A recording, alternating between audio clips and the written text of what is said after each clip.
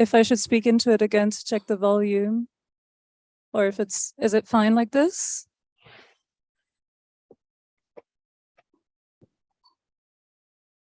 Okay.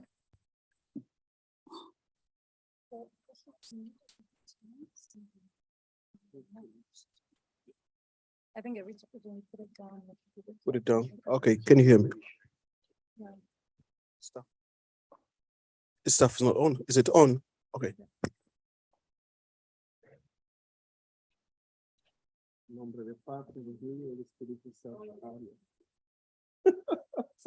Just give us a sign that.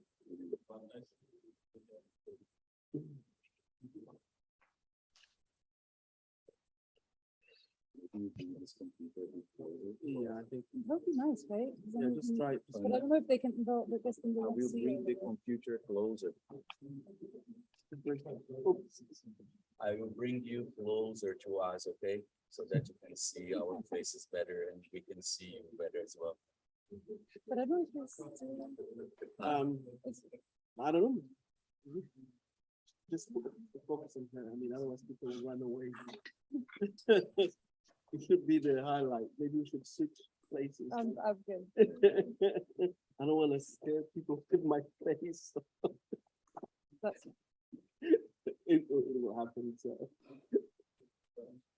but advertising purpose, I think, would be best if you just makes. I'll what matters is what comes out. Well, forget about it.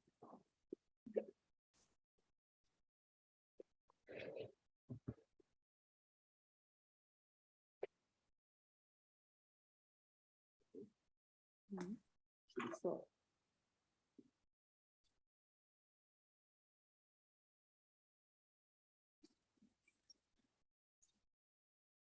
Is your phone outside? Hello. Hello, everybody. Good evening. Very nice to be here. Boa noite in Portuguese. Guten Abend. Really nice to see your face around us. We've been waiting to be here tonight and to be able to exchange with each other, and would like to welcome you all to our panel, which is starting a bit later than what we expected, but we will keep our original idea of doing it 1 hour and a half, and we will be also free soon to have your dinner and keep going on with your Friday evening. As it is a Friday evening and you've been here since Wednesday, if I'm not wrong, we will try to do it energetic. We will try to do it in an enjoyable way so that we are able to create a exchange environment. This is the guiding principle of our panel, which has a very interesting name. One United Sixth Region of Africa, there is the question. Reflections on the plurality of the African diaspora and the sense of identity and belonging. And naturally, this panel, it's attached to this year's BAYMAU conference. And very interestingly, BAYMAU in Portuguese means bad, but actually this conference is really nice. I'm very privileged to be part of it for the 2nd year. So now this year's theme, the overall topic, it's Africa and the diaspora, rethinking the role of Africans and Afro-descendants for the modern continent. To be able to talk about it, to be able to create this enabling environment to exchange, we have selected 4 very interesting panelists. And I do believe we'll have a great time together. We've been talking before and we've been exchanging before, and we hope to transfer you some of our thoughts and knowledge. The guiding principles of these panels are, as usual, mutual learning. We are different. We naturally have different levels of knowledge, different level of activisms, different opinions. So we are here to learn. I'm very curious and eager to learn from and with you, and to be able to exchange with you as well in the audience. We have here with us in person a very nice audience, and we also have participants online on YouTube. So our aim is to exchange here during the next 1 hour and be able to have at least 30 minutes of Q&A. So please don't be afraid, don't be shy. In the meantime, you are listening to us. Feel free to write a few questions and hold your questions to the end, because in case they are not answered throughout their participations, you will be having the chance to ask. And if you are online as well, don't be shy. Please send your questions. Your questions will be read, will be selected, will be filtered, and will be answered here. This panel will be recorded on YouTube. So good morning if you are watching the morning, good afternoon, and you're welcome as well. As we have a hybrid panel, the deal for us will be having somebody here offline in person, and then we move online, and then we come back offline here and we finish online. In case our online participants want to say something, please just open your mic and say what you want to say. If you are having problems with your connections, with anything else, we will be jumping from one to another so that we don't stop for a longer time. Okay, it's all right with you online there? Yes. Yes, That's great. Could you hear as well? Yeah, fine. perfectly. That's great. So, as I said, we have 4 very interesting biographies over here. I would invite and recommend you to read them properly in the document, in the conference document. But I will make sure that I will give now a good snapshot so that you have all an idea of who is here and who is online as well. Here we have Rafael F.O.E. de Planque. I'm sorry for my bad French pronunciation. I hope it got closer. She's a PhD candidate at the Cluster of Excellence Temporal Communities in the Friedrich Schlegel Graduate School for Literature Studies, and her research focus on the roles of narration and story in the construction of Africa diaspora as a community. We have online Dr. Natasha Kelly. Dr. Natasha has a PhD in Communication Studies and Sociology. She's the author and editor of 6 books, a curator and artist who made her film debut in the 10th Berlin Biennale in 2018 with her award-winning and internationally traveled documentary, Millie's Awakening. Natasha, today I will kill my curiosity to know how do you pronounce Millie's, because I have seen this name multiple times and I've never known how to pronounce it correctly. So this will be perhaps my first question for you. And we also have Leticia, who is online. Leticia is the president of Molongwi, a think tank advocating for young sub-Saharan Africa empowerment in France and in Africa. And this advocacy engages especially students. My right side here, we have Dr. Asaf Augusto. He has a MA and a PhD in Human Geography from the University of Bayreuth. And his current research focus, now he's doing a postdoc in Bayreuth, and his research focus on north to south migration dynamics and the intersection of the past and present in particular. So we have a very interesting and diverse panel. I was on my way here in the train, having a look in your bios and thinking about provocations and questions. And I realized through this X-ray that we have people working, dealing with migration, people dealing with empowerment, with startups, we have storytelling, we have book authors, we have researchers. So we have a very great salad of opportunities to explore different directions.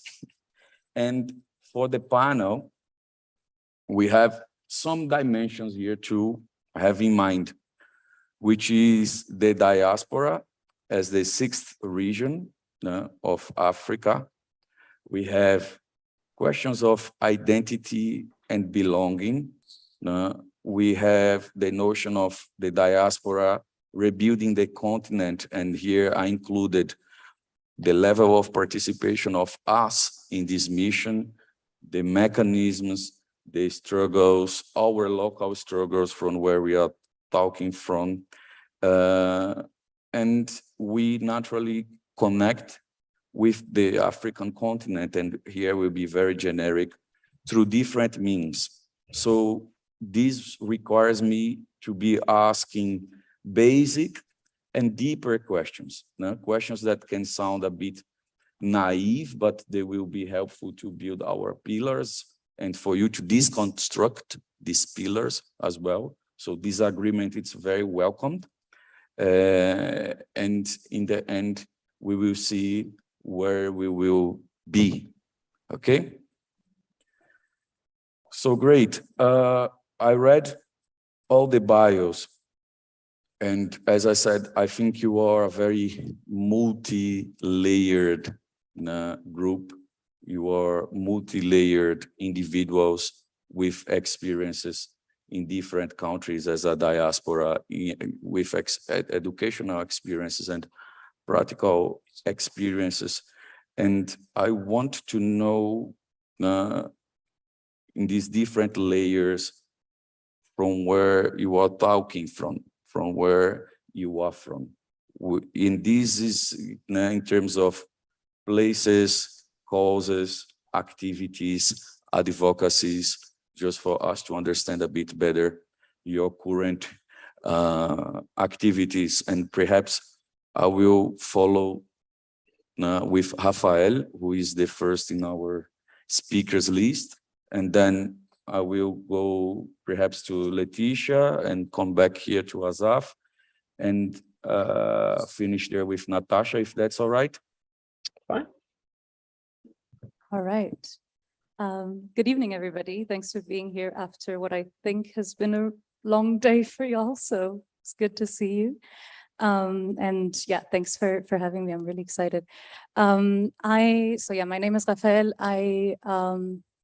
I like the formulation of where we're speaking from. And so I think I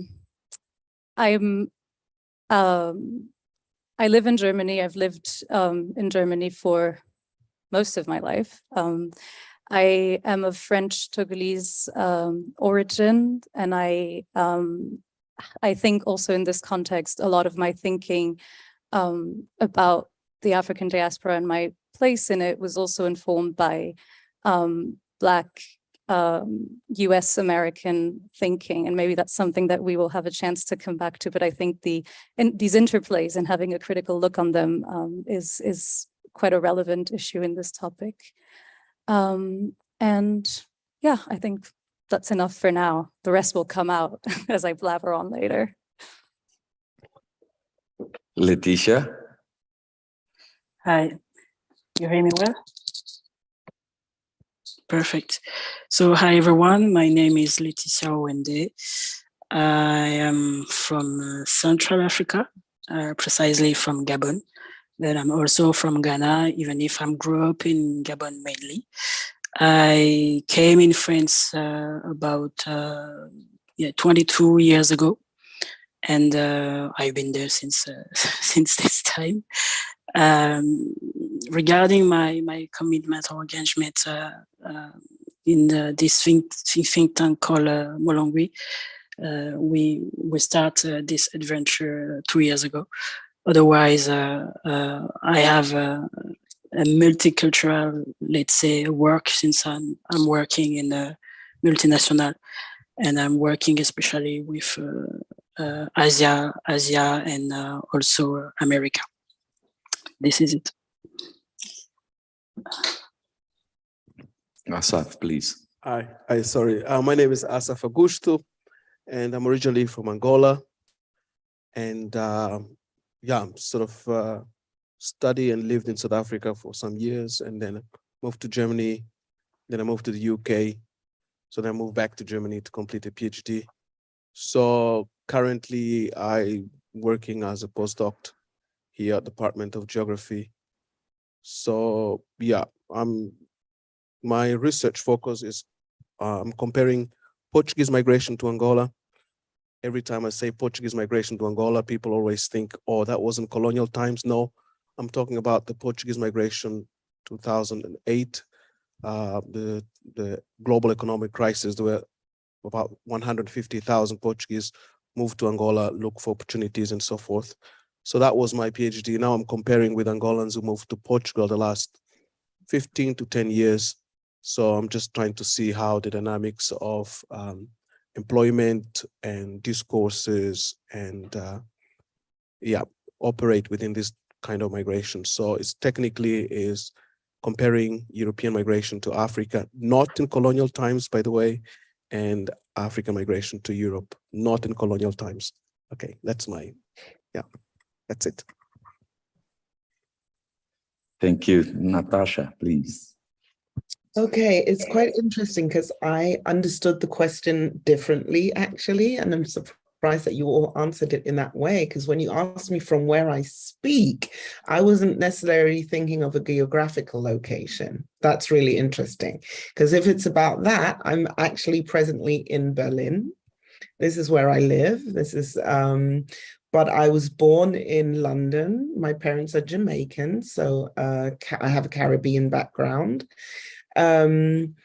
When I think about this question, I'm more in a theoretical setting, because I am a Black feminist, and all of my work is informed by Black feminist thought, and positionality is a Black feminist concept, where it not necessarily talks about geographical location, but really theoretical location and the understanding of where my point of departure in my work is. And that for me is definitely Black feminist thought. So everything that I do on a private, but also on a political level, because I understand myself to be an activist, but I'm also an artist, a filmmaker, as you mentioned in the introduction, is definitely, informed by Black feminist theory. I'll leave it at that for now. Thank you. I think that in terms of geographical location, at least 3 of us have experienced the cold winter of Berlin here. Because I am originally from Recife, that is in the northeast part of Brazil. And I've been living also in Germany for the last 8 years, from where I've been working as a percussionist, as a musician, and also as a consultant, researcher, dealing quite a lot with South-to-South international cooperation in regards to culture and creative economy. And as part of this diaspora movement, connecting with other friends out there, mostly Afro-Brazilian friends, we constantly have conversations and narratives, to address our issues, to talk about our problems as Afro diaspora, our different experiences.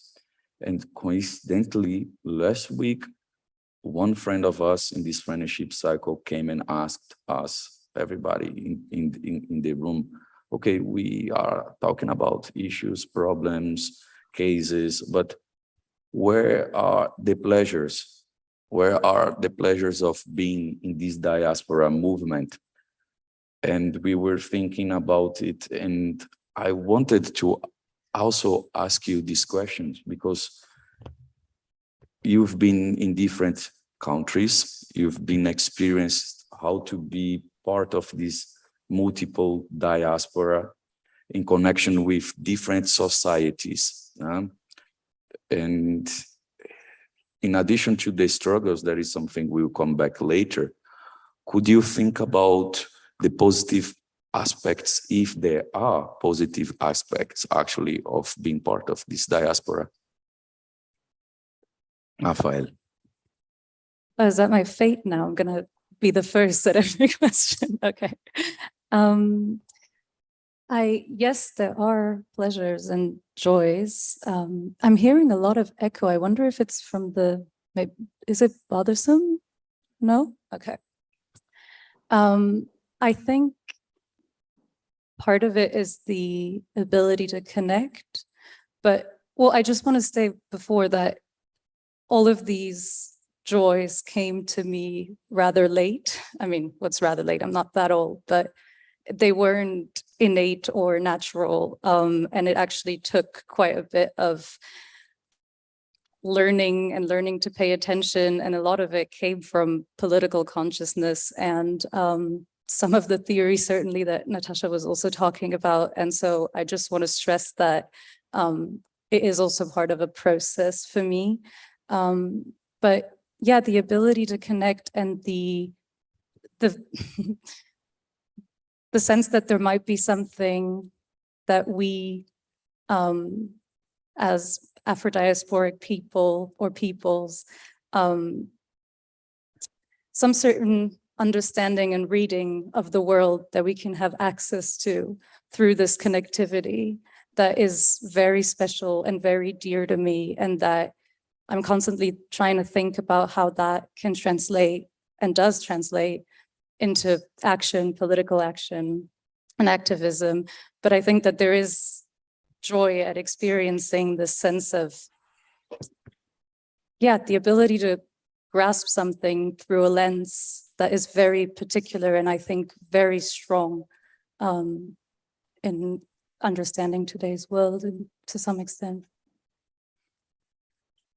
Leticia, please.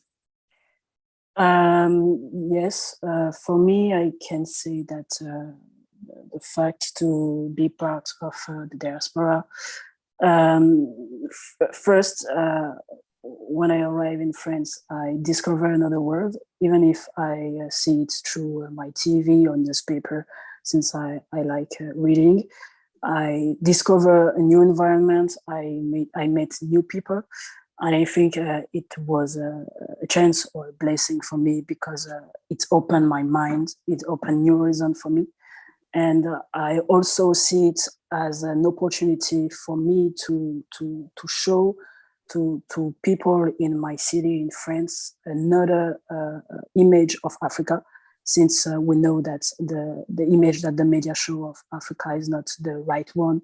And also when I arrive in France for the college, and I remember my friends in college, they don't know nothing about Africa. I mean, when I say they don't know, because as you know, they have some cliche. And for me, I have this, I won't say this responsibility, but I have this opportunity to show them that there is something else. And so I feel like kind of I'm ambassador to promote an image or a message, even if I was not aware at this time of this kind of duty. But I think for me it is, and it was a good role for me.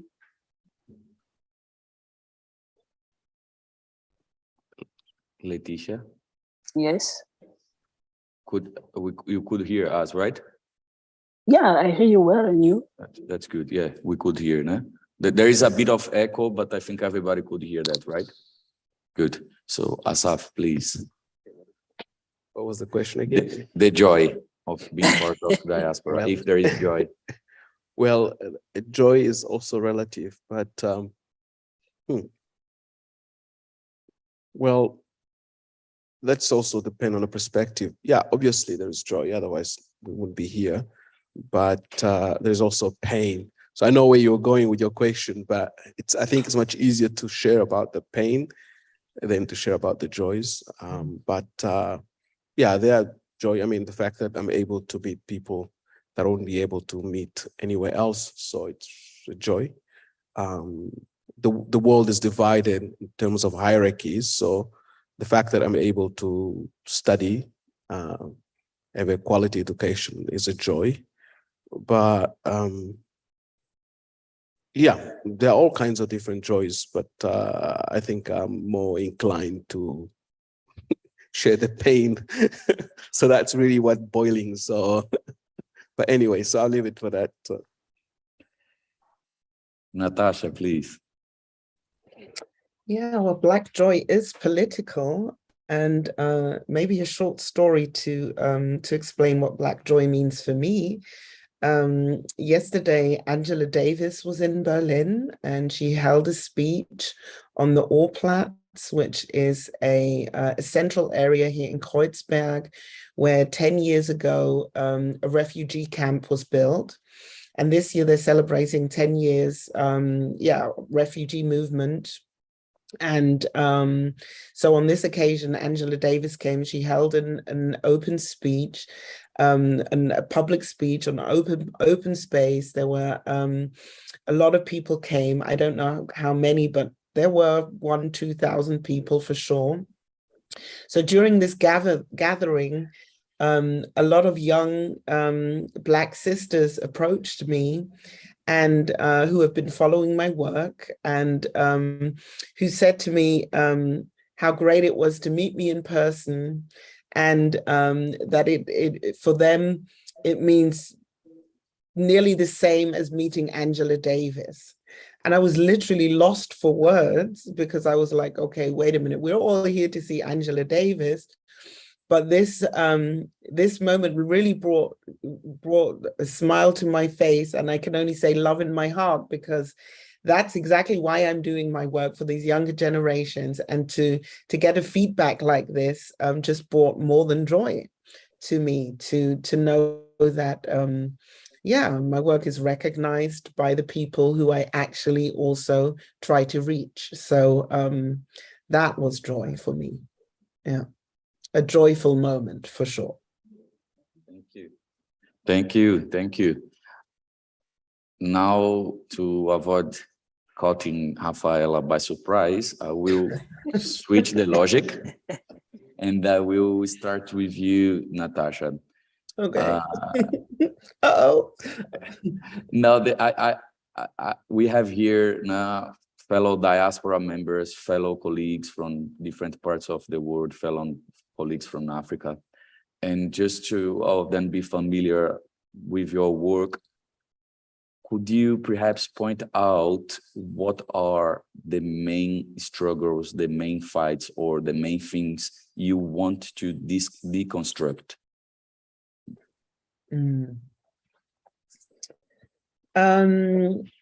Okay, that's a huge question, to tell you the truth. And I'm not going to give you a list of stuff that this and that and that and that has to change.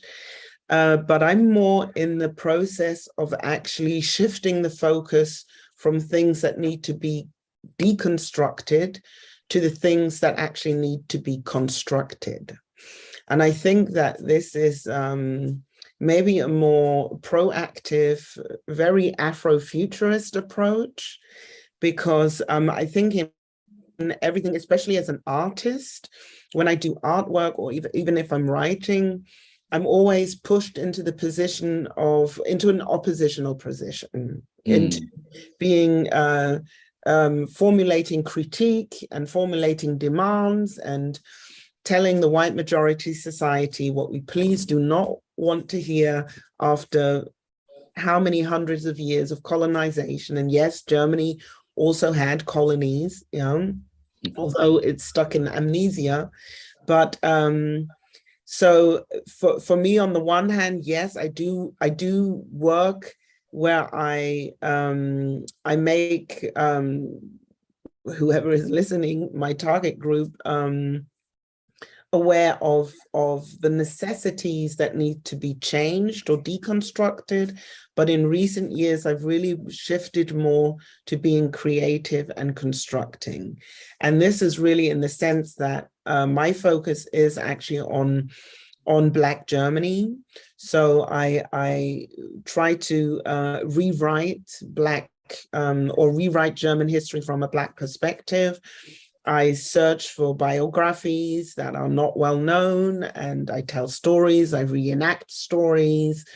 I work a lot with figures who are unknown to the majority society, stories that we don't find in our school books. And for me, this is a more empowering approach also, to say that on the one hand, yes, it's important to criticize. I'm not saying that we don't need to do that anymore, but especially after Asaf, is that your name? I hope I'm pronouncing it correct, that you say you can formulate more what is pain than joy, is exactly why I'm doing what I'm doing. Because I think that, yes, it's important to really articulate pain, where it comes from and how persistent and continuing it is. But I think it's also really important to articulate joy and to articulate people, things, events that we as a people can actually identify with. And there is not enough of that. Definitely not enough of that in Germany. And I can say that as a Black girl who grew up in Germany, went to school in Germany, studied in Germany, did a PhD in Germany, never had a Black teacher in my life, which is a sad, sorry story. But I know many, especially young generation, who still don't have Black teachers, who don't learn Black knowledge, definitely nothing from Africa. Like Letitia was saying, the images that we have of Africa are very distorted. So I think that I see as my primary goal is less to deconstruct and more to actually create and construct. Thank you. So, Asaf, what are you helping to or to construct through your work and through your daily experience as well? I'm asking this a hybrid question because my partner, she asked me that. You have an academic work, you have a professional work, but your daily life, it's also a political act. No matter the level of action, no matter the level of conversation, you are always having the chance to deconstruct and construct something, not only through articles, but also through smaller talks, sometimes at the street with a bus driver or whatever. No, thank you. It's a bit complicated because I'm always in academia in that sense. But I think from an academic perspective, I would say it's been a bit of a journey. When I first started researching the Portuguese migration to Angola, the first question that people always ask was like, is that colonial times? Is that history? I'm like, no, I'm actually talking about people moving to Angola now from Portugal. And they're like, that's not possible. That's impossible. You know, who's going to leave Europe to go to Africa as a migrant? And I think that itself is sort of a deconstruction, the idea we have about migrants, the idea that, you know, migration is one-way street. But the evidence of 2008 global economic crisis indicates that, you know, you can also have people moving from Portugal, going to Angola and look for opportunities. So that's interesting. I think in a daily life, I think it's more a question of something that simply cannot run away from it. I mean, your skin color speaks louder than anything else, you know, no matter how well educated you are, no matter how many PhDs you have, and the fact that you are Black. So that speaks quite a lot within the context of Germany, and people have all kinds of stereotypes of what a Black person should be and what a Black person should behave. And I think it's also very interesting when you, for example, go to school and your child come from school and they ask, oh, what your dad does for a job. Oh, he's a doctor at university. Like, oh, echt? So the idea is like, well, you know, it cannot be. So it cannot be, you know, you're supposed to do something else. So that in itself, I would say it's good to have a bit of representation. I think what Natasha said is good, and will be good in 100 years from now. Will be a normal situation to have here in Bavaria a Black teacher teaching white kids as well. So that will be interesting to see, not just one among thousands, but more. Not just that, but in different spheres of society. So I would say having these small position, I think, is indication in many ways that obviously I don't want to jump into that neoliberal idea, but is indication that there is a bit of hope, maybe not for me, but for people, for next generation of Black bodies, if I can say that word. Okay. Leticia, the same goes to you. When you wake up, when you open up your computer, when you talk with people, what is really motivating you to deconstruct and construct? I will take the let's say the way that Natasha raised a few minutes ago. The fact that we are missing in our community models, and our think tank, we are focused on, as you stated a few minutes ago, young Africans and especially students. So my motivation right now is to show the way to those young people, those young African people, to show them that it's possible despite the message that they receive when they were on the continent, or it's possible when they arrive in France or in Europe, that it's possible for them to be excellent in everything they are doing. And what I'm doing through the think tank with my team, it's to share our experiences, to talk about all the pro and the cons, to show them the do and the don'ts in France, in order for them to not make the same mistakes. And we are also asking them to be this future generation with a different message, a different image of the continent. You know, a lot of young people, they don't see, as Natasha states, they don't see a Black teacher, they don't see Black doctors or engineers and lower. And in our think tank, we are from different backgrounds. We are employees, we are entrepreneurs, and some of us have 2 caps.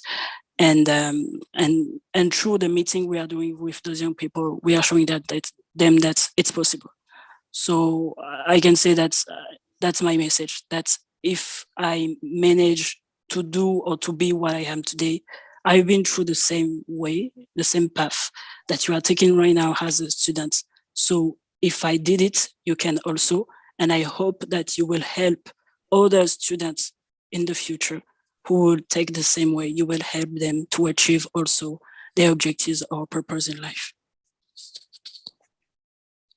Thank you. Now we come to you inevitably this time. Yeah. A lot of what's been said also really resonates with me. So I'm just going to kind of not repeat these things and just maybe add one element that is quite dear to me.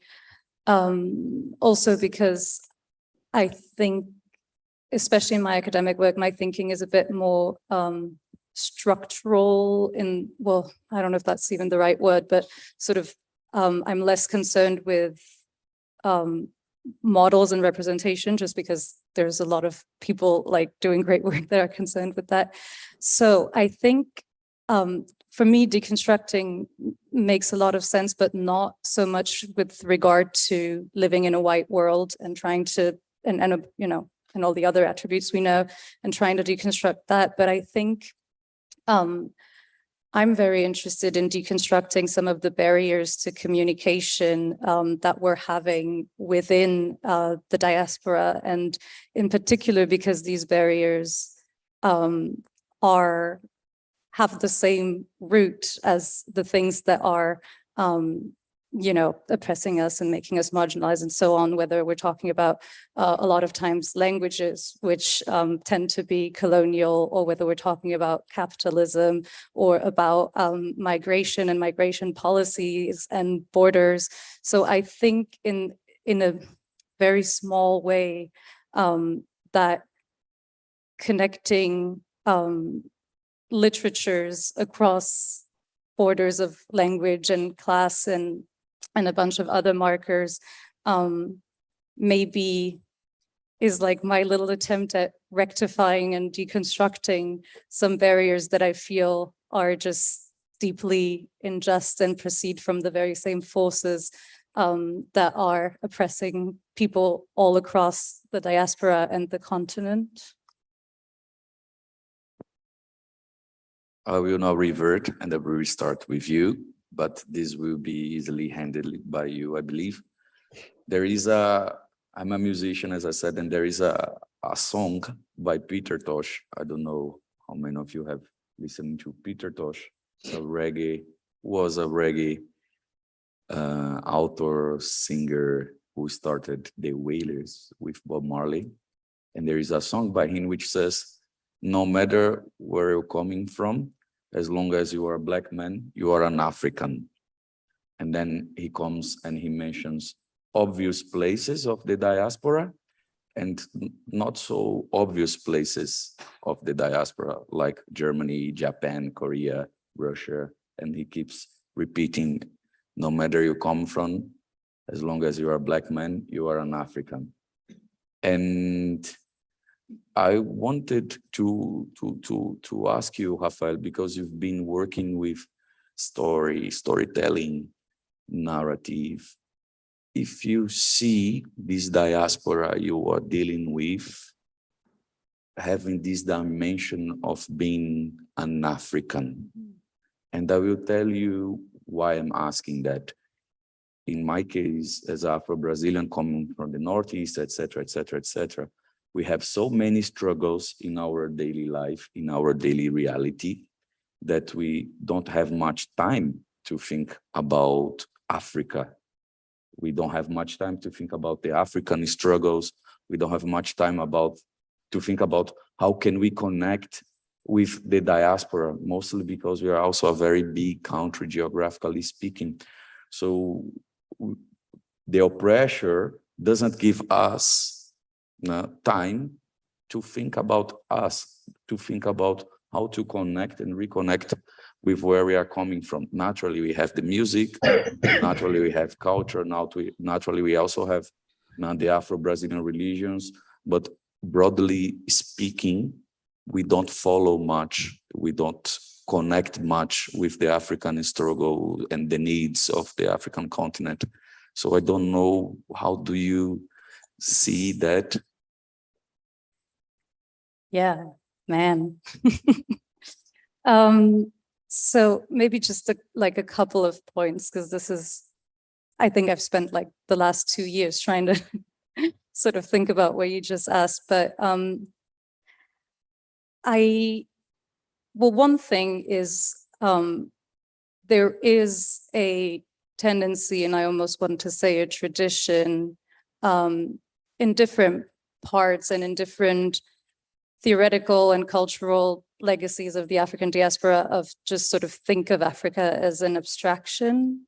It's just this like thing that signifies the place of origin, a lot of times maybe also the motherland that one hopes to return to, but to adopt the signifier of African or Africanness has not always meant, and I would argue does also today not always mean engaging with the reality or realities of the continent. So I think one first element of answer would be to say that there is a way in which African in the lyrics that you've just quoted is one of these words that we've been looking for, and that there have been many occurrences of, you know, Black, Pan-Africanist, African, and I think African diaspora or Afro-diasporic is one of these things. People of African descent, also recently with the UN decade and so on. So this would be the first thing, to like try to really think also about reality, like African realities and abstractions of Africa in the diaspora, and to, when we encounter this term African or Africa in Afro-diasporic discourse, try to sort of locate it, like what is it that is being talked about right now.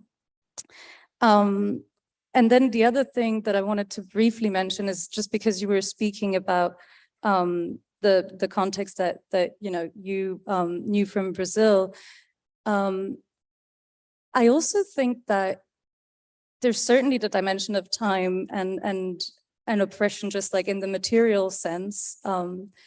I think there's also like a very strong legacy, and I was in the Francophone Caribbean, in the French Caribbean colonies last year around this time, and I was conducting interviews with authors, and it was really interesting because some of the young people were telling me, like, for our parents, the fact that we now sort of find a way to claim again that we're like of African descent is really problematic, because you don't really want to, like, it's such a mixed and hybrid culture, and in a way the internalized white supremacist anti-Blackness and rejection of Blackness also contributes in some contexts to a certain rebuttal, or at least if it's not a conscious rebuttal, then maybe at least that, like, your first point of connection, your first claim that you want to make about yourself is not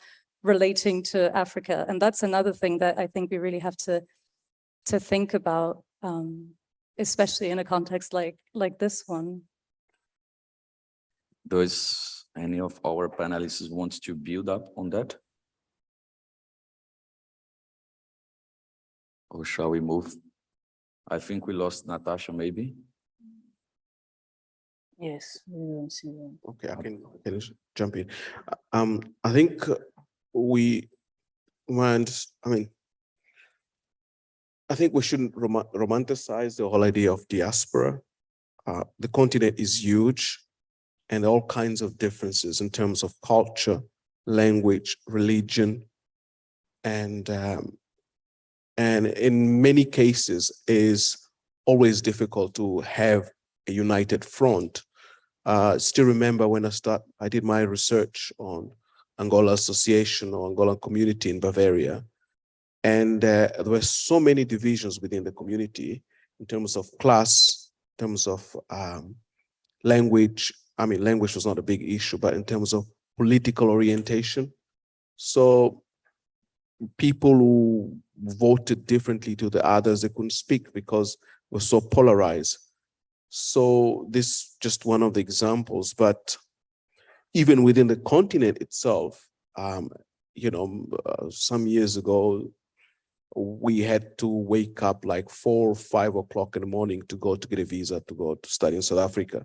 So, I mean, this is, and meanwhile, Thabo Mbeki was talking about having Ubuntu, this united Africa, when in reality, other Africans in South Africa have been called makwerekwere, which is a derogatory term. So it's the reality of the challenges that we face in the continent are real, and we shouldn't try to romanticize that everything is like a paradise, when in reality there are all kinds of challenges to unite the continent. And I don't, if I have to be realistic and pessimistic, I would say within Europe, there is something that united us, regardless of whether you're from the Caribbean or from whatever. The fact that our daily experience of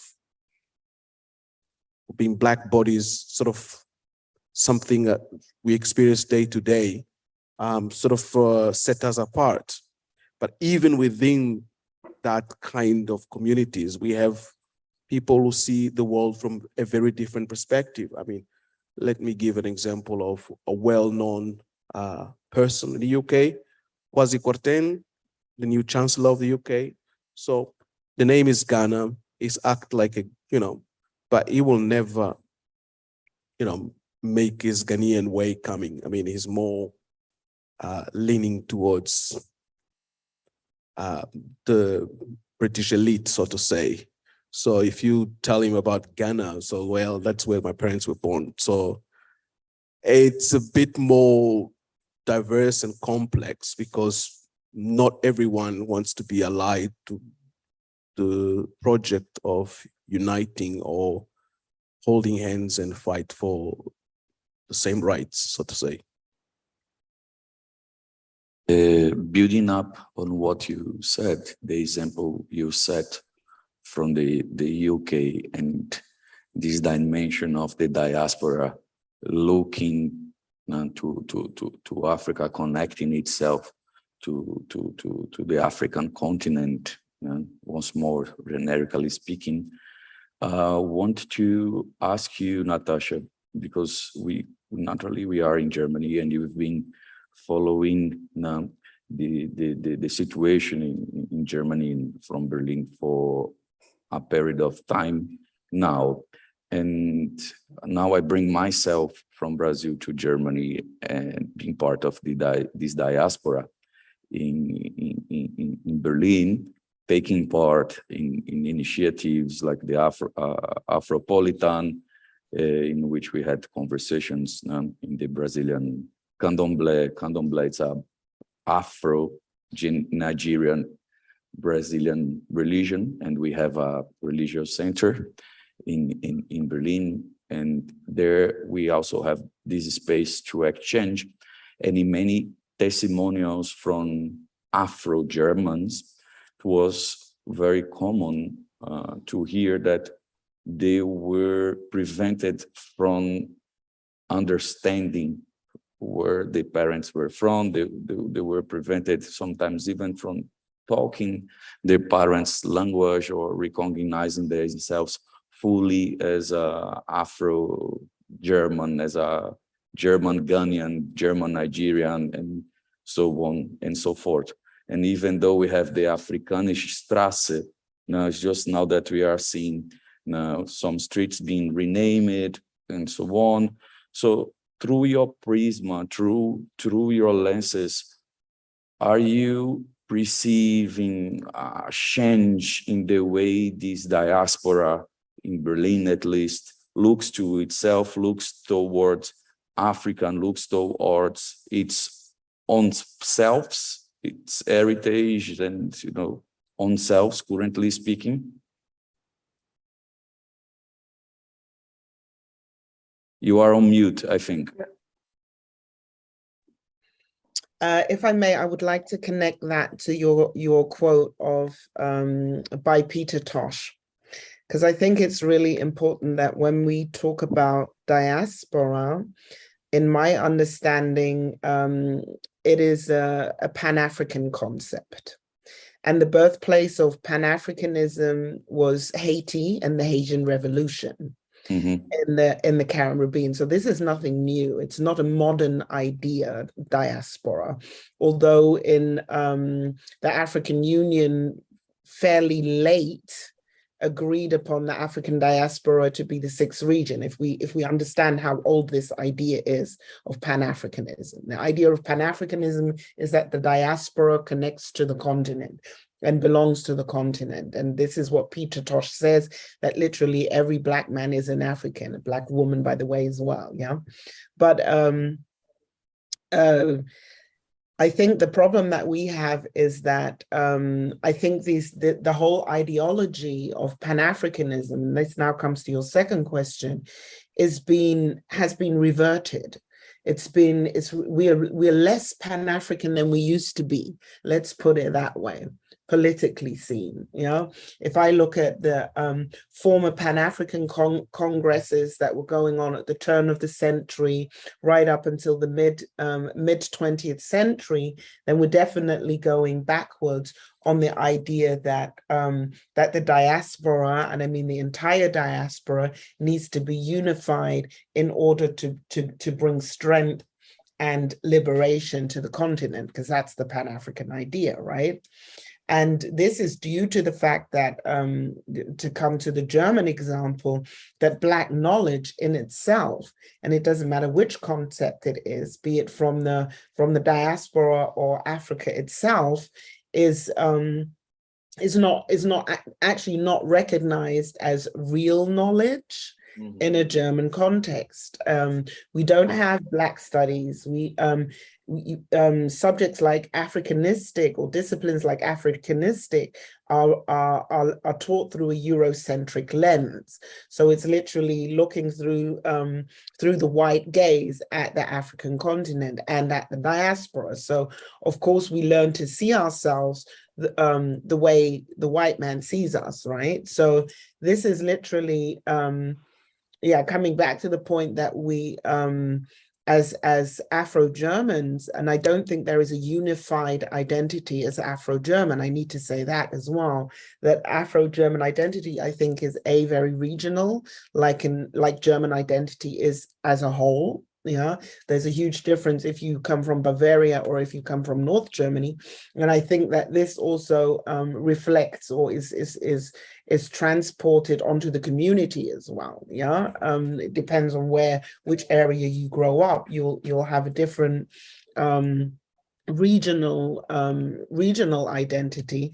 But on a structural level, I can definitely say if we're not taught Black knowledge, we have difficulties to gain a Black consciousness. These are things that we have to do outside of the curricula, outside of school, outside of university, and it's nothing that is part and parcel of what we grow up with.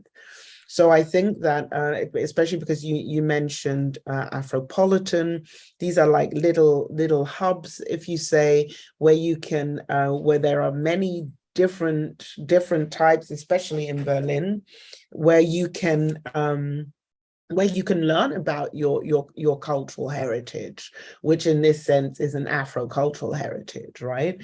When it comes to the Afrikanische Straße, I think that is a total different story.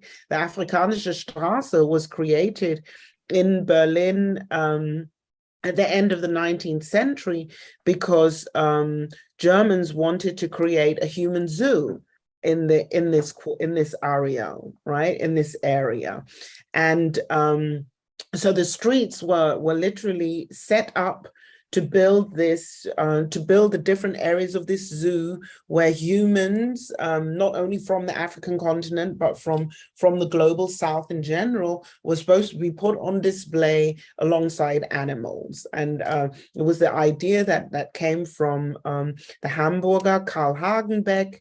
Some of you might know the Hagenbeck Zoo in Hamburg, which still exists today. And he had a former exhibition called the Laplander exhibition.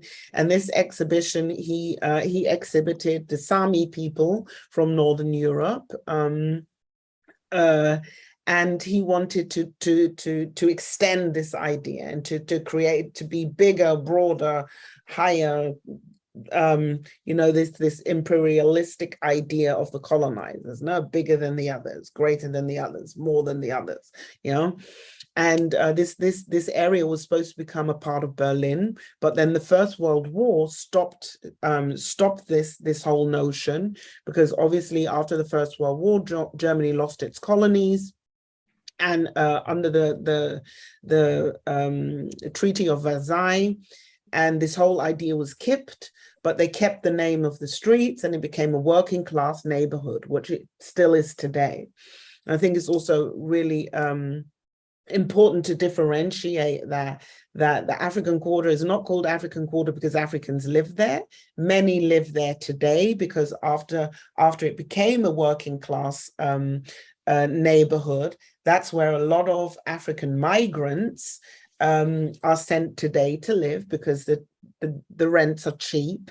But it's not called African Straße or African Quarter because African lives there. And this is part of history that I said initially, what we're not taught in school books, right? That we're not so, if we want to gain, and I totally agree with Rafaela, yeah, that if we want to have a Black consciousness, this is work we have to do ourselves, yeah, to know what the diaspora is, or to understand what the diaspora is. We have to go back to the Haitian Revolution, to the first form of democracy, actually, yeah. So that's where I'm at, you know? Thank you. Before we open up to the final round of open questions, I would like to come to you, Leticia, very quickly. And then I would ask if somebody, any panelists wants to say something that I haven't asked, but that they considered keen to be said, so that you have also a free time to give your input, and then we will open to the questions, because I think we have so far one question, maybe two questions. So we still have a bit of time to discuss internally. So Leticia, Natasha just spoke about the role of education, and you've been dealing with young students, both in Sub-Saharan Africa and in France as well. And you before you spoke about changing the view about Africa and the role of empowerment and so on and so forth. But from your experience, you've been dealing with these young people. What can you grasp from them? What can you perceive from them? Do they still have this Pan-African idea of going back to the continent and going back perhaps to their countries, or having a new Liberia, a new Freetown, or they just want to be having a good life, be respected no matter where they are, or if it's a avenue with 50-50. both ways going on? How do you see that? How do you perceive that? Well, it's like the question you asked a few minutes ago regarding the diaspora who doesn't want to go to the continent, or who don't care about what's going on in the continent. I think when we talk about diaspora or those young people, there is, let's say, two different group, because each people has a different background. So you have those coming here for the studies, and they plan to go back to Africa. You have those coming here, clearly they don't want to go back to Africa, and each of them has their personal reason. Some of them want to stay here because based on what they learn, the way their parents educate them, they told them clearly that Europe or France it's better than Africa. So you can have those coming with this idea to stay here, and then what they see on the ground make them change their mind, and they will go back. So I think I will speak about the French-speaking African diaspora, of course. I think currently a lot of them, they want to go back. They want to go back because they see that there's a lot of things to do on the continent, and they want to take part in this change, this transformation on the continent. Some of them, even if they don't want to go back, they want to contribute to this change. they need to have, of course, some mentor or some advisor, and that's what we are doing in our think tank.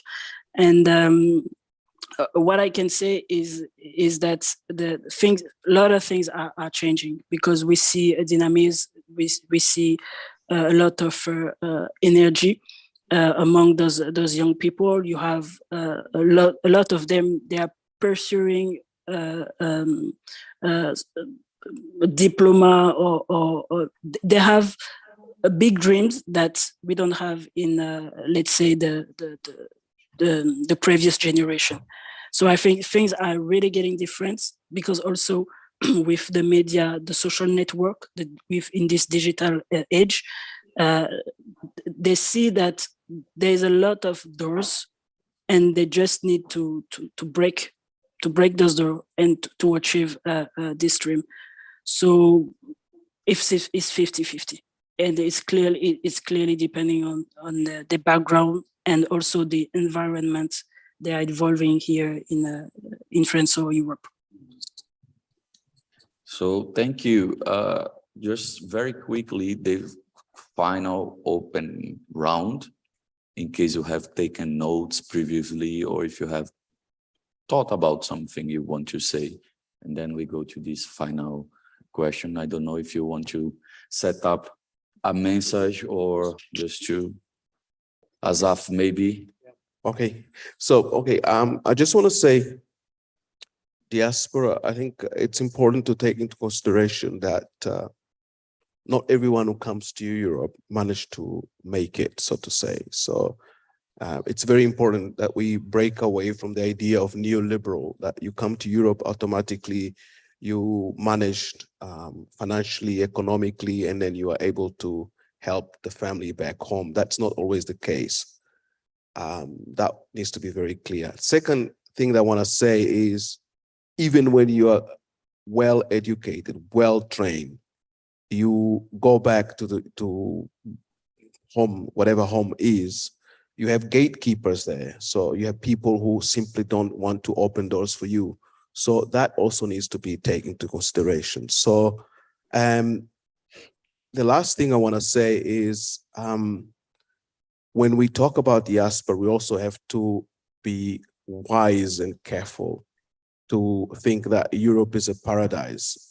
It's not a paradise. So all those things need to be teased out very clearly. And last but not least, the culture aspect, the religion aspect. I think it's important to take into consideration that I'm saying that my experience of being in Brazil, people often expected me to be this African guru religion person.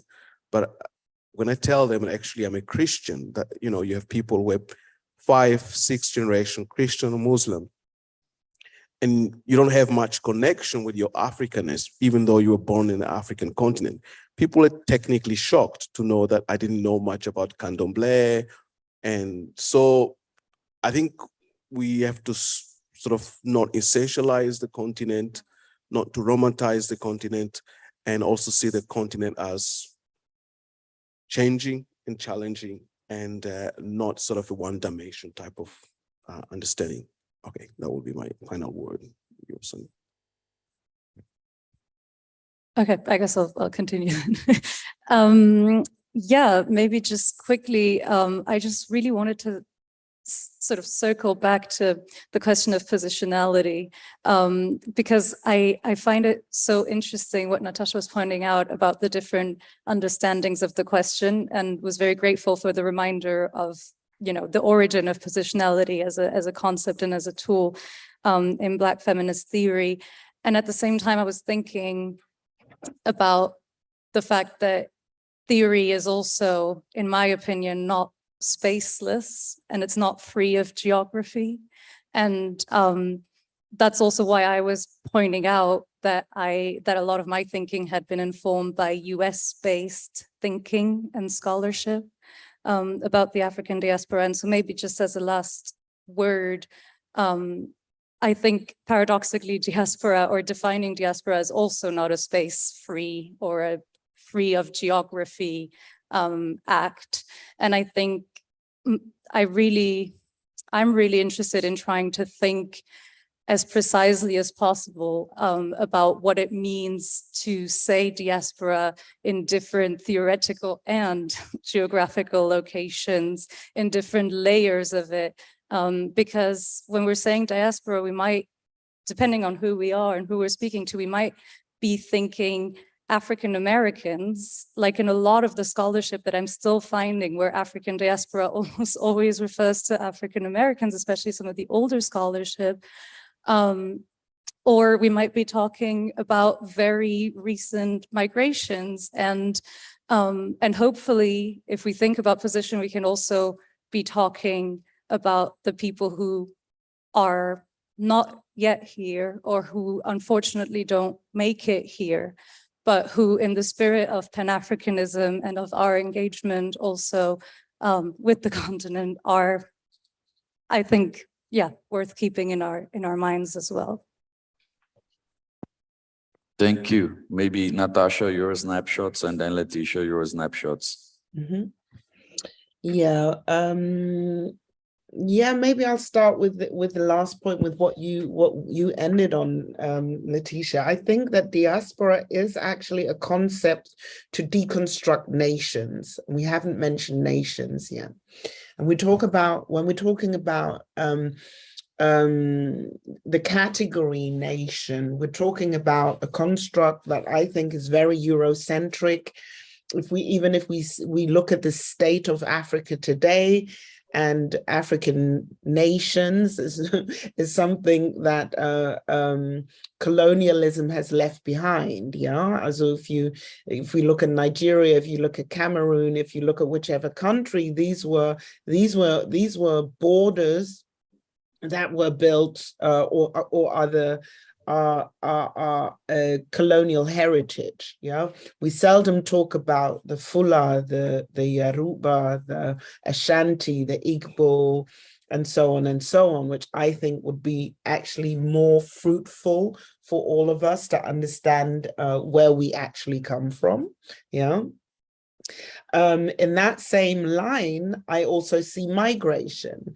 Migration for me is a concept that needs nations, that works from the category of nation, from moving across one border to the next border, which then leads me to the USA. Yeah,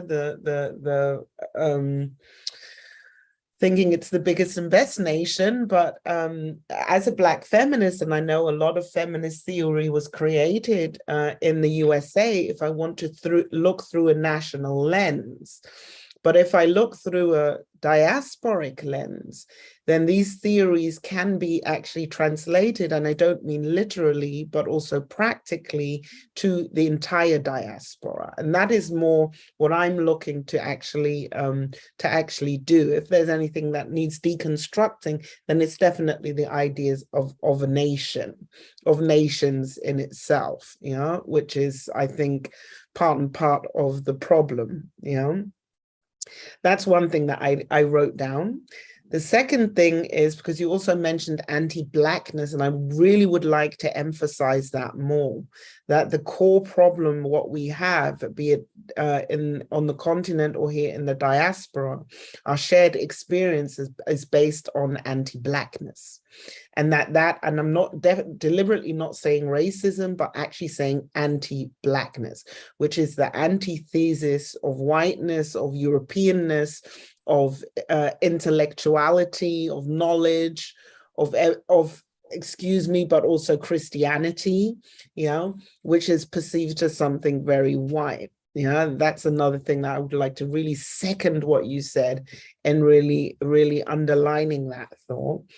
And to add a few more layers and dimensions to this debate, I think it's also important not to leave out intersectionality as a concept that ties race, gender, but also class And class is a really, really important point when it comes to the diaspora, because looking through an economic lens, this is also something that the African Union is very well aware of, that the African diaspora is a financial strength also to the continent, and that unifying the diaspora also means gaining a monetary strength for the continent. Yeah, instead of each and every individual family sending their little bit of monies over, let me put it that way.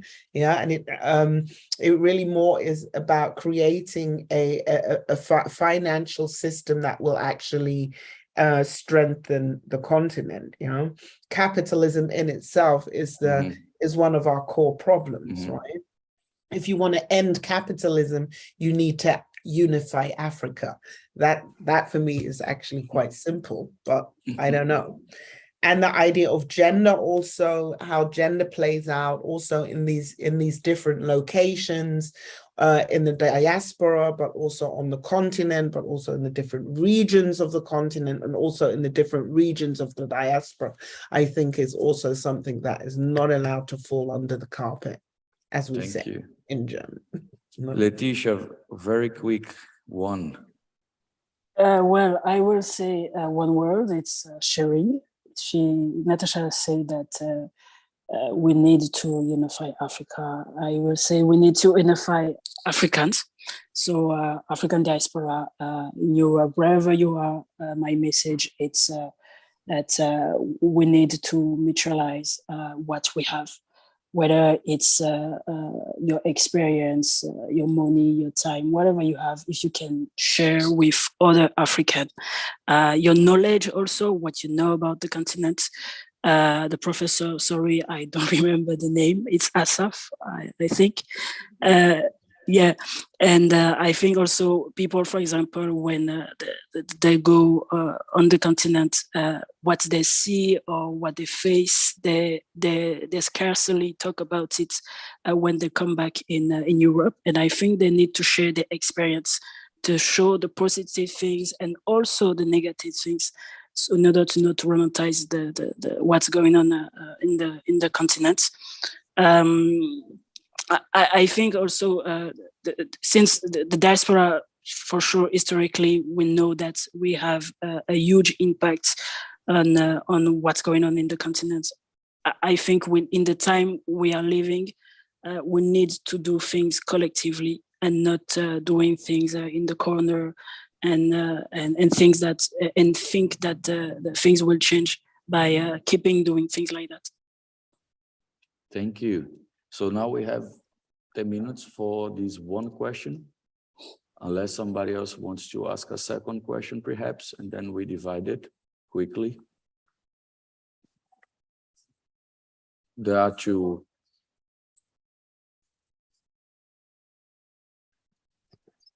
I think we need someone to run around, take the mic. Yeah. There are a couple of questions, so.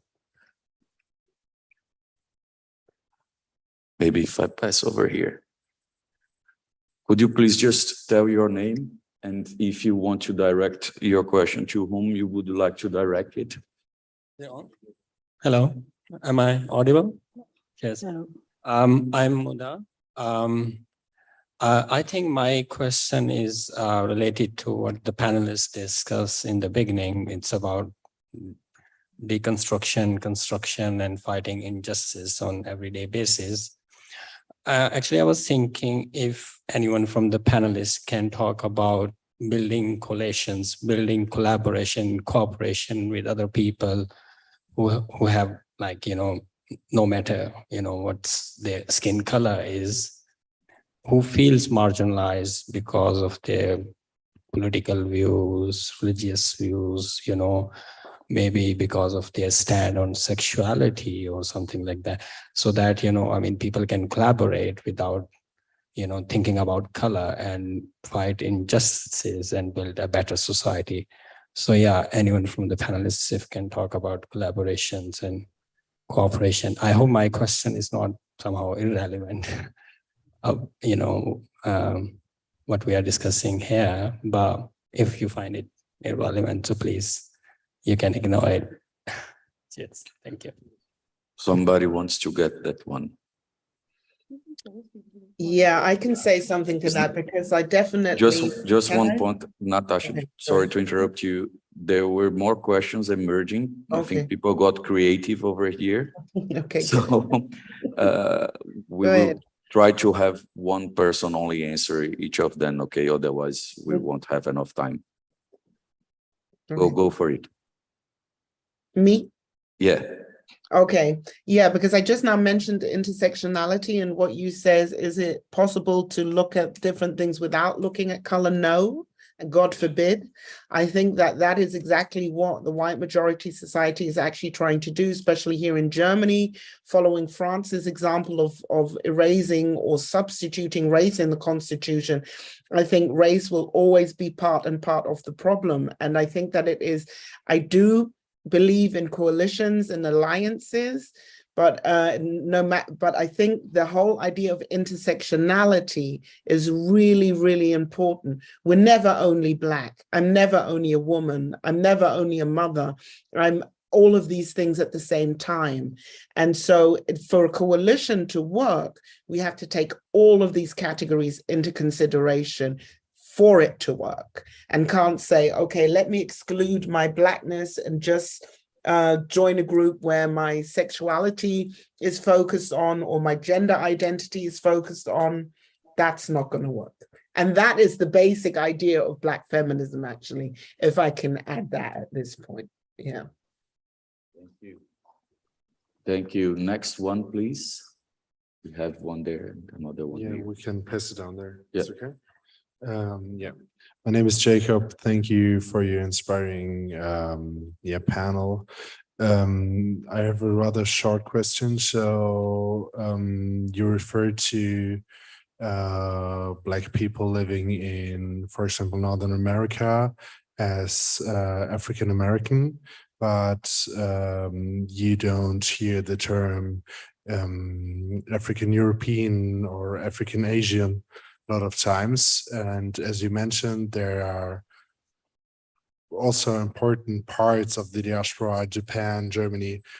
Why is that? I often hear Black people telling, I'm African and I'm German, but I don't recognize the connection between these two parts as I do when people or Black people speak about their life in America, for example, in the United States.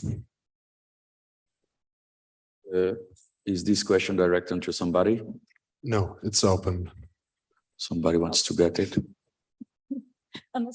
you want to? No, you go for it. Okay.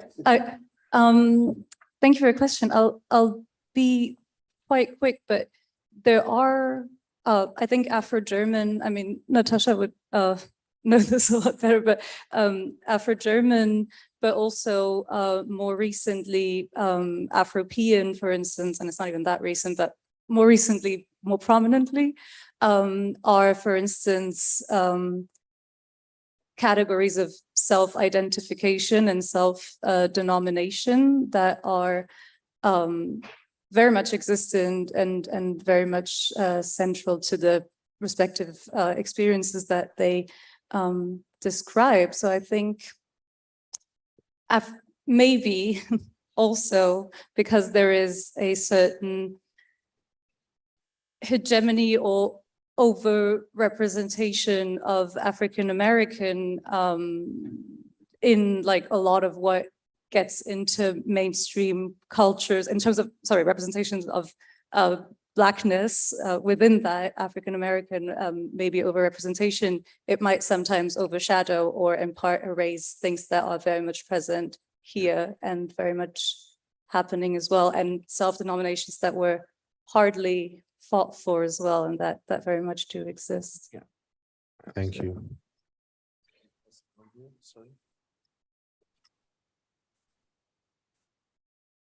Okay, good afternoon, everybody. And thank you, panelists. We are greeting you. My name is Alassane Ba. I'm a Pan-African activist from Senegal, West Africa. I would like to congratulate every one of you, particularly Natasha. I love very much his point of view, okay, with the diaspora. Because I would like you to know that the diaspora, it's by its definition, it is two things that we have to know from the diaspora.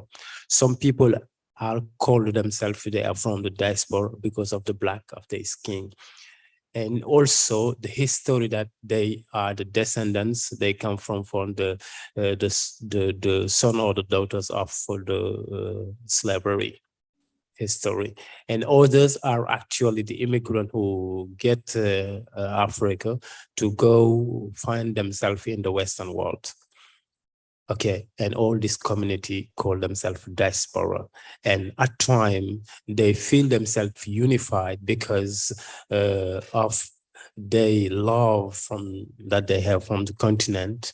And actually right now, if we say the diaspora people, how they can act for the evolution of Africa or to help to Africa to emancipate, we have not to forget that Africa is still divided and is still in the situation of the Berlin Conference.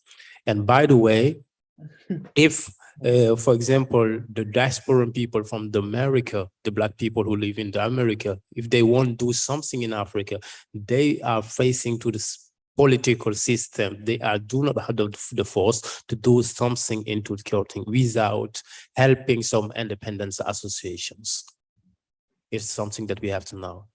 And the immigrant people, what they do only to to their countries where they come from is to sending money to help their families or other things.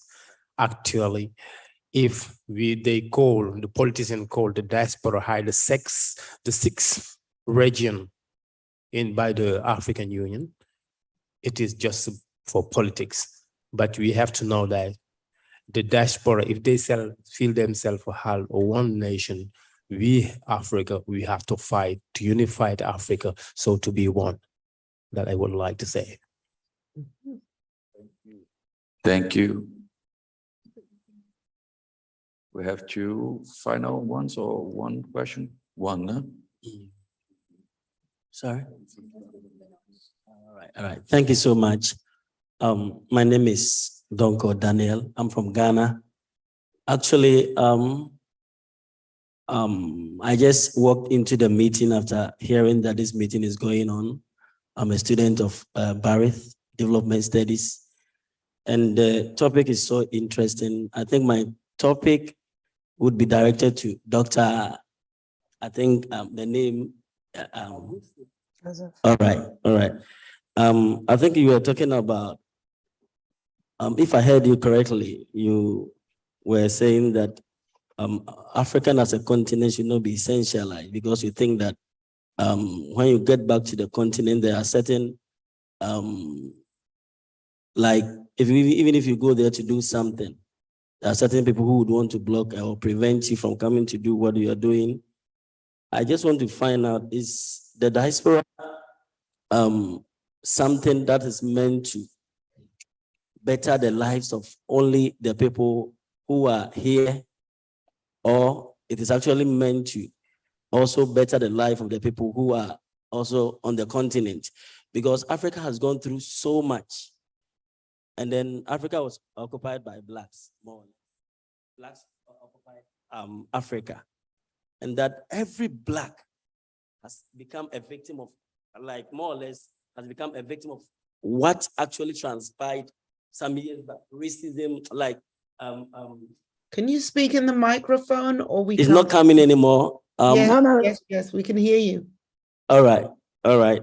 So I'm saying that due to what you have gone through, every black person in anywhere in the world is experiencing the like due to what you have gone through.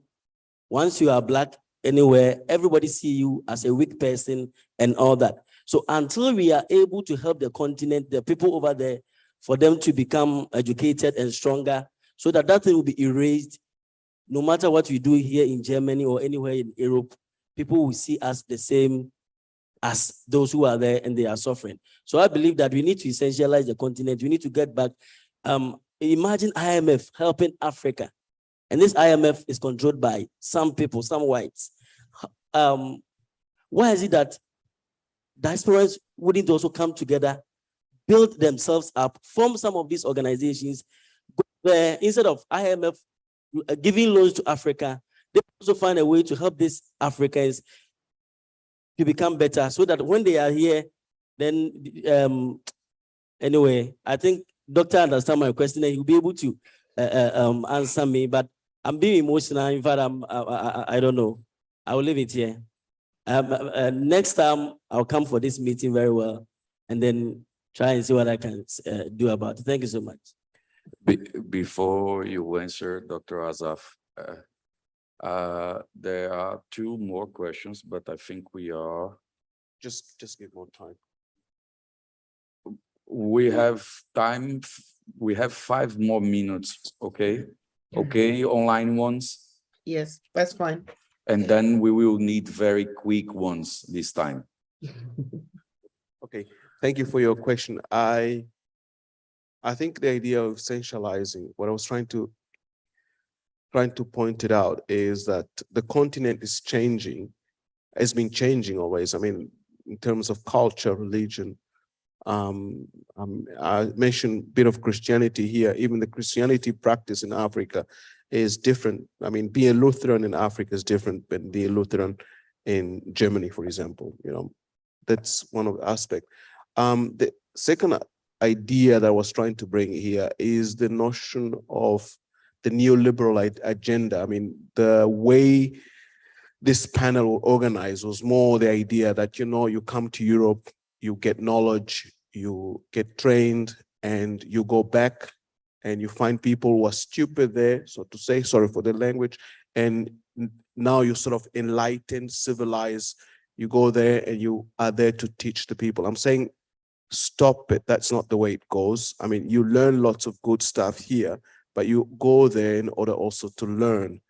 Not this superhuman being that sort of went to Europe, now you know everything. That's the last point I want to point it out was more to do, in my research, I had friends who, not friends, but participants who complete the studies here in Europe, thinking that they can go to back home and they can just, the doors will be open, and they realized they went back home and they couldn't get a job.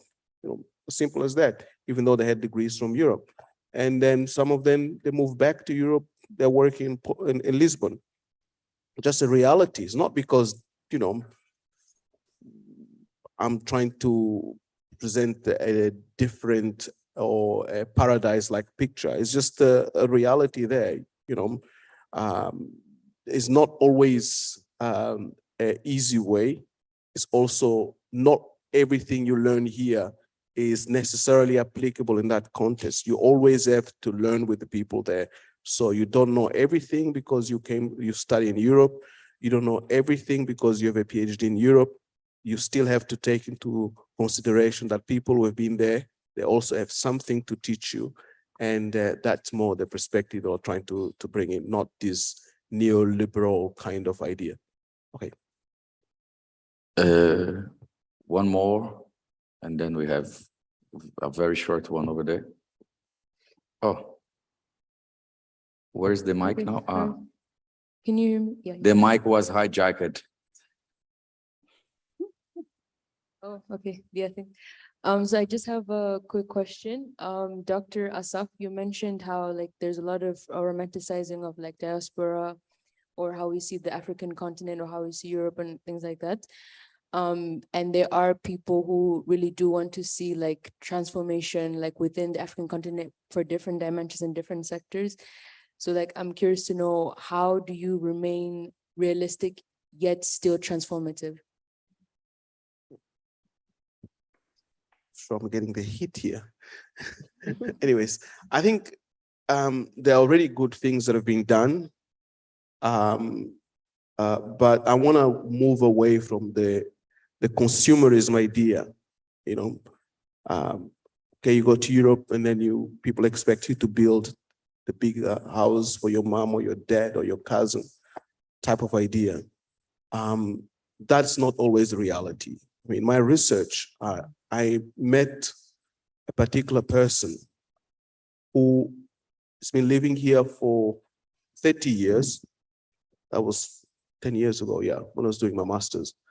And the person didn't want to go back. He cut contacts with the parents, with everyone else, because it was so stressful, because everyone wants to ask for money for all kinds of different things. So he completely cut contact with, and he was struggling. And I remember my boss at the time bought the ticket for him to go back to visit the family.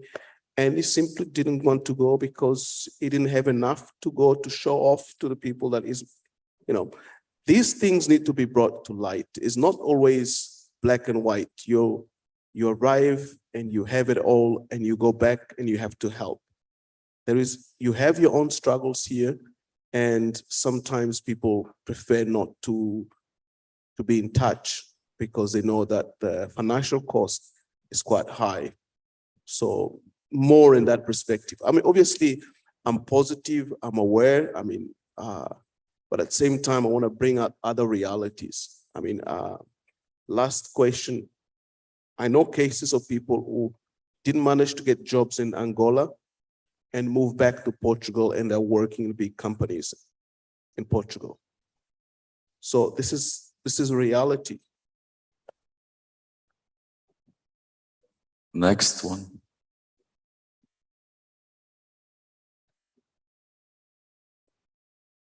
Hello, thank you. I'm Mokhtar from Niger. And first of all, I would like to thank the organizer that gave us the opportunity to have, I will say, the representation of the diaspora itself here in front of us, because having people from Caribbean, Brazil, and other Angola, I think this is the answer. This is what expresses really the diaspora. And what I want to say is not really a question, but maybe a contribution. It's the words that I get. We talked about Pan-Africanism and also diaspora. And also Dr. Azaf saying not to romanticize the word. I don't think it's romanticizing the word, but it's to be more realistic, because the way the system is, the global system is, we don't choose to be the diaspora. It's not the way you regard the system, but it's the way the system regards you that makes you part of the diaspora. It's okay whether maybe you will like to contribute to make your group, because the system makes you part of a group. It's whether you would like to contribute to make this group more respectful, to grow maybe economy so that you will be respected, or you just accept that, okay, you are within, but you don't have to do or to contribute. And maybe it's kind of shifting between diaspora and Pan-Africanism. Dr. Natasha said about Pan-Africanism since the Haiti Republic. I will say that maybe Pan-Africanism is even older than Haiti Republic. No. Because for me, Pan-Africanism starts during the slavery even. Because once during the time of slavery, when it's matter of color, when Mandingo tribe or I don't know, Wolof and other get themselves together, trying to escape for the oppressor or trying to strengthen their self as a kind of political system, I think Pan-Africanism starts by this point. So for me, it's just maybe not to focus on the changing of all the terminology, but to be focused on the reality and what it is. No matter you consider yourself in the diaspora or not, the system creates his own group by this way. at the end, I may ask a question now directly to Dr. Asaf on his work on, okay, it's really interesting on the Portuguese coming to Angola. If they are working of the deconstruction of the term migrant and expatriates. That's my question at the end to Dr. Asaf, because I may think that almost the Portuguese that are coming, instead of being considered are migrants in the common sense or common knowledge, they may call or get them as expatriates. Thank you. Okay, thank you. Let me just answer quickly. I'm getting the heat again. Okay, expatriate is a wide defined terminology that is often used to Western white male or the female migrants, but in general, they are migrants. So when I started doing my research, everyone was telling me that these are expatriates. But then when I went to the field, wasn't just me, there's also a professor from Sweden working on a similar topic. Actually, when before I start doing the research, when she sort of came up with a similar topic, that's when people start taking me serious, because before that, people was like, I'm just talking rubbish. But coming back to expatriate, you have people, I know people who left Portugal as a cook to get to Angola as hotel managers. You have people who left in Portugal with a bachelor degree and they're lecturing at university. You know, that kind of hierarchy of who is who, where you come from. I mean, there is a feminist geographer, Doreen Massey, she talks about power geometry, plays a significant role. The fact that they are white, the fact that they're coming from Europe, people automatically think that they're expatriate, but in reality, whatever expatriate is, they are not expatriates, because some of them are just doing jobs that any one of us can do. But within the Angola hierarchical system, they're considered superior, they're considered civilized, and that's where the problem comes from. So, and the same person who's lecturing at the Angola University in Portugal probably will be teaching at the primary school. So those are the challenges that we face in the continent. And Angolans themselves also have to break away from that colonial mentality of seeing a Portuguese or a white savior as someone who comes to solve the problem. Expatriate is only applicable to white type of thing, and I'm trying migrants, but I've tried to deconstruct the whole idea, the whole myth of expatriate. So I do that in my work. You can buy the book.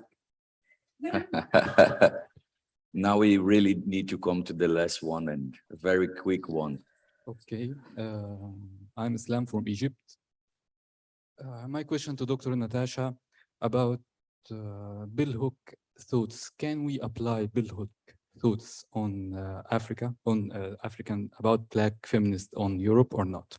Second question, sometimes or always African, they travel or migrate to Europe, maybe from one family, from one community, but they turn to, in Europe, to many classes, working classes, many social classes, many clusters, many communities. I work on Egyptian diaspora in Europe. I found them in many communities, not just one community. They just turned to different things, not united at all. But when they return back to Africa, they became united again. So what is here? Is it the land or the system, the regime? That's my question. Thank you. Thank you.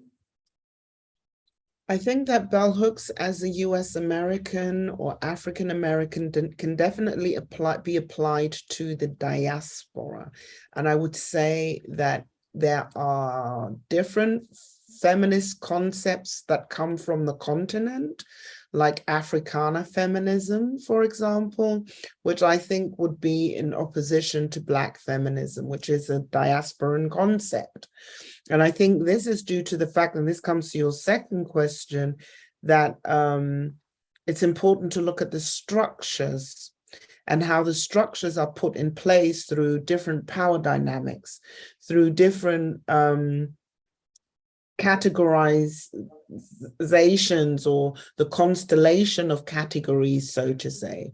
So race and gender play out in a completely different way than in the diaspora. Yeah. And so, of course, I'm going to need different tools, so to say, to deconstruct things like racism or sexism, yeah, that are the way they play out, for example, on the continent are very different than the way they play out in the diaspora.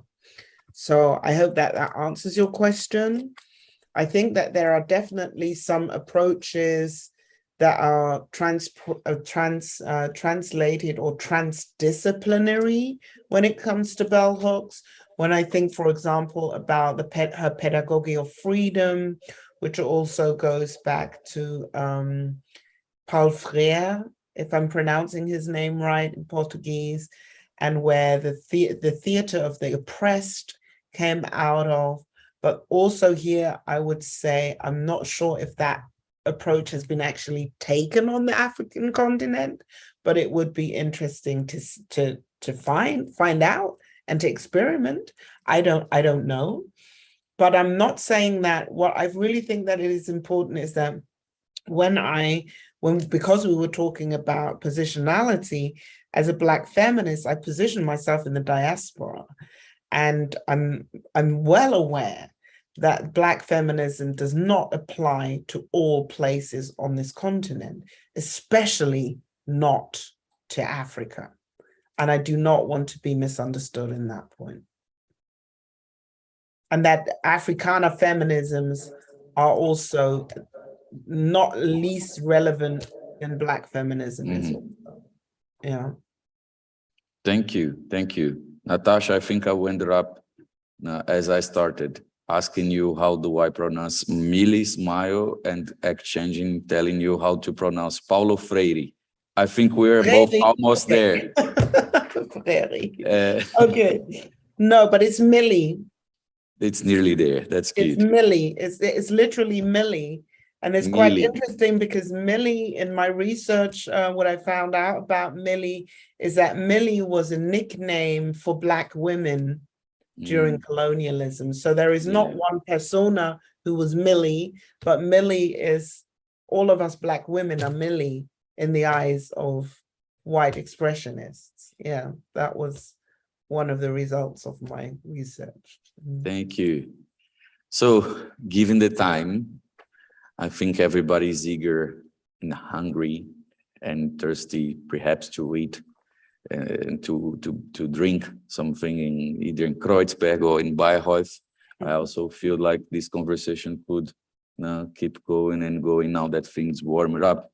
And thank you, the organization, for letting us go through it without interruptions. I think I would need to, I don't like to do that, but I would need to speak on behalf of all the panelists and give an official thank you. Otherwise, we would be spending even more time. Thank you for both of you, Leticia. Thank you very much. Natasha, thank you very much for your participation. It was really, really lovely. Great to have you here, the knowledge you shared with us, and we hope to have shared things with you as well. We will be seeing you around personally. We know that you are not avatars, that you are real human beings. So looking forward to meeting you soon. And thank you for the two of you here to have shared the stage with me, Rafael and Asaf. Thank you, everybody here and everybody watching us online. I hope you have a great time, and let's enjoy our Friday. Thank you, Mau. Mau is do bem. I will finish with that. Do bem, it's for good in Portuguese. Thank you. Thank you. Bye-bye. Bye-bye. Bye.